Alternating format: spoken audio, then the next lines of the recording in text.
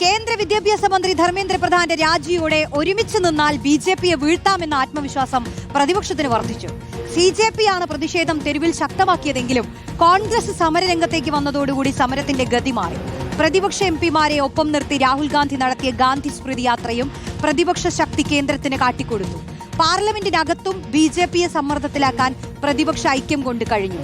ഉത്തർപ്രദേശ് അടക്കം വരാനിരിക്കുന്ന നിയമസഭാ തെരഞ്ഞെടുപ്പിലും പ്രതിപക്ഷത്തിന്റെ നിലവിലെ രാഷ്ട്രീയ വിജയം കരുത്തു പകരും. നോബൽ മാരിക്കാരൻ ചേരുന്നു കൂടുതൽ വിവരങ്ങൾ നൽകാനായി. നോബൽ, തെരുവിൽ സമരം ചെയ്യുന്ന വിദ്യാർത്ഥികൾക്ക് ഐക്യദാർഢ്യം പ്രഖ്യാപിച്ചുകൊണ്ട് ഇന്ത്യ സഖ്യം എംപിമാർ, പ്രത്യേകിച്ച് രാഹുൽ ഗാന്ധി അതിന് എല്ലാവരെയും ഒരുമിച്ച് ചേർത്ത് ആ ഗാന്ധി സ്മൃതിയിലേക്കുള്ള ഒരു നടത്തം, ആ യാത്ര, അതൊക്കെ വലിയ ഇമ്പാക്ട് ഉണ്ടാക്കി എന്നുള്ളതിൽ ഒരു തർക്കവുമില്ല. ഇപ്പൊ പ്രത്യേകിച്ച് രാഹുൽ ഗാന്ധിയും കെ സി വേണുഗോപാലും ഒന്നും CJP എന്നുള്ളൊരു വാക്കെടുത്ത് പറഞ്ഞിട്ടില്ലെങ്കിലും ഈ രാജ്യത്തെ വിദ്യാർത്ഥികളോട് ഞങ്ങൾ നിങ്ങൾക്കൊപ്പമുണ്ട് എന്ന് പറയുന്ന ഒരു കാഴ്ച കൂടി അതൊക്കെ ഈ സമരത്തിന് വലിയ രീതിയിൽ ശക്തി പകർന്നിട്ടുണ്ട്. അപ്പോ എങ്ങനെയാണ് യഥാർത്ഥത്തിൽ ഈ ഒരു വിജയം, അതിൽ നിന്ന് പ്രതിപക്ഷത്തിനുണ്ടായിട്ടുള്ള ഒരു ആത്മവിശ്വാസം, പ്രത്യേകിച്ച് എല്ലാവർക്കും ഇന്ത്യ സഖ്യത്തിലെ എല്ലാ എംപിമാരും ഒന്നിച്ചു ചേർന്ന് നിന്ന് മുന്നോട്ട് പോയൊരു കാഴ്ച, അതിൽ ആ ഒരു ഐക്യം കൂടി ഇനി നമ്മൾ പ്രതീക്ഷിക്കുന്നുണ്ടല്ലോ അല്ലെ? അപ്പൊ എന്താണ് അവരുടെ പ്ലാൻ?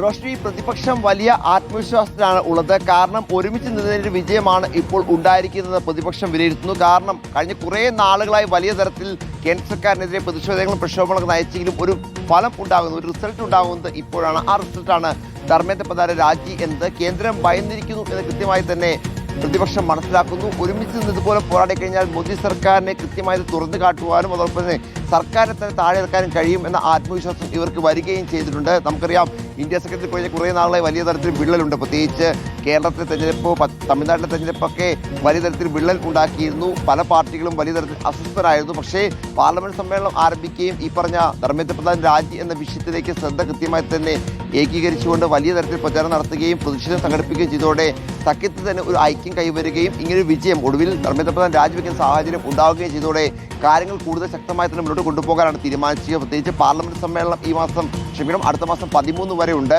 അയോധ്യ രാമക്ഷേത്ര വിഷയം ഉയർത്തേണ്ടതുണ്ട്. E20 പെട്രോളുമായി ബന്ധപ്പെട്ട ജനങ്ങളുടെ ആശങ്കകൾ അറിയിക്കേണ്ടതുണ്ട്. അങ്ങനെ സർക്കാരിനെ ബാധിക്കുന്ന ജനങ്ങളെ നേരിട്ട് ജനവികാരം ഉൾക്കൊണ്ടുകൊണ്ട് പ്രതിഫലിപ്പിക്കാൻ വഴിയ പല വിവരങ്ങളും പല വിഷയങ്ങളുമുണ്ട്. ഇത് കൃത്യമായി തന്നെ കേന്ദ്ര സർക്കാരിനെതിരെ ഉപയോഗിക്കാനുള്ള തീരുമാനത്തിലേക്ക് പ്രതിപക്ഷം എത്തുകയാണ്. പാർലമെന്റിൽ വരും ദിവസം, ഒരുപക്ഷെ നാളെ ഈ ബില്ല് വരുന്നുണ്ട്, വിദ്യാഭ്യാസത്തെ ഈ പറഞ്ഞ പൊതുസ്ഥിതി പരിഗണിക്കുന്ന ബില്ല് വരുന്നുണ്ട്. ആ ബില്ലിന്റെ ചർച്ചയിൽ പ്രതിപക്ഷം പങ്കെടുക്കുമെന്നാണ് നമുക്ക് മനസ്സിലാവുന്നത്.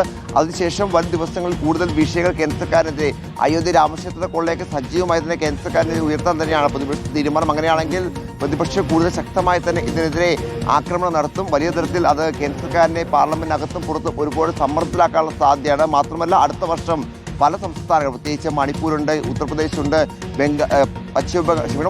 പഞ്ചാബുണ്ട്, അങ്ങനെ 5 സംസ്ഥാനം, ഉത്തരാഖണ്ഡ് അടക്കമുള്ള സംസ്ഥാനങ്ങൾ നിയമസഭാ തെരഞ്ഞെടുപ്പിലേക്ക് പോവുകയാണ്. സ്വാഭാവികമായും ഇപ്പോൾ ഉണ്ടായിരിക്കുന്ന ഈ ഐക്യവും അതോടൊപ്പം സർക്കാരിനെതിരെ ഉണ്ടായിരുന്ന വികാരമൊക്കെ അടുത്ത നിയമസഭാ തെരഞ്ഞെടുപ്പുകളിൽ പ്രതിപക്ഷത്തിന് ഗുണം ചെയ്യും എന്ന വിലയിരുത്തൽ കൂടി അവർക്കുണ്ട്. അതിലൂടെ അടിസ്ഥാനത്തിലായിരിക്കും ഇനി ഇപ്പോൾ എന്താണെങ്കിലും വരും ദിവസങ്ങളിലെ പ്രതിഷേധങ്ങളൊക്കെ മുന്നോട്ട് കൊണ്ടുപോകാൻ. നാളെ ഇതുമായി ബന്ധപ്പെട്ട മല്ലികാർജ്ജുൻ ഖാർഗെയുടെ യോഗം അടക്കം നടക്കുന്നുണ്ട്. അതിനൊക്കെ ശേഷം പ്രതിപക്ഷം ഇതുമായി ബന്ധപ്പെട്ട കൂടുതൽ വിശദാംശങ്ങൾ പുറത്തേക്ക് വരും. എന്തായാലും ഒരുമിച്ച് നിന്ന് പോരാടാൻ തന്നെയാണ്, ഐക്യമത്യ മഹാബലം എന്ന ആ ഒരു സന്ദേശം ഉയർത്തി ഒരുമിച്ച് നിന്ന് കേന്ദ്ര സർക്കാരിനെതിരെ പോരാട്ടം നയിക്കാൻ തന്നെയാണ് തീരുമാനം. ഒപ്പം ഇപ്പോൾ ഉണ്ടായിരിക്കുന്ന ഈ വലിയ വിജയത്തെ ആഘോഷമാക്കി മാറ്റാനുള്ള നീക്കവും ജനങ്ങൾ എത്തിക്കാനുള്ള നീക്കവും പ്രതിപക്ഷം നടത്തുന്നു.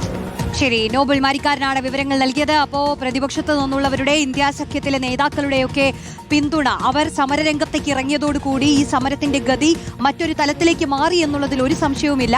ചോദിക്കുന്ന ചോദ്യങ്ങൾ പലതാണ്. അപ്പൊ സമരത്തിന്റെ തുടക്കം മുതൽ എന്തുകൊണ്ട് കണ്ടില്ല എന്നുള്ളതൊക്കെ കോൺഗ്രസിനോട് ചോദ്യങ്ങളായി വരുമ്പോൾ ഇപ്പൊ കഴിഞ്ഞ ദിവസം ഡിബേറ്റിലടക്കം കെ സി വേണുഗോപാൽ പറയുന്ന ഒരു കാര്യമുണ്ട്. തുടക്കം മുതൽ അങ്ങനെ സമരരംഗത്തേക്ക് ഇറങ്ങണ്ട എന്നുള്ളത് സ്ട്രാറ്റജി ആയിരുന്നു. കാരണം സമരം കൂടുതൽ കലുഷിതമായപ്പോഴാണ് എല്ലാവരും ഒരുമിച്ച് രംഗത്തേക്ക് ഇറങ്ങിയത്. അത് തുടക്കം മുതലേ ഈ രാഷ്ട്രീയ പാർട്ടികൾ രംഗത്തേക്ക് ഇറങ്ങിയിരുന്നുവെങ്കിൽ ഇത് ഒരു പക്ഷേ ഈ ഒരു സമരം ഇത്ര വലിയൊരു വിജയത്തിലേക്ക് എത്തുമായിരുന്നില്ല എന്നുള്ള കാര്യമൊക്കെ എടുത്തു കാട്ടുന്നുണ്ട് നേതാക്കൾ.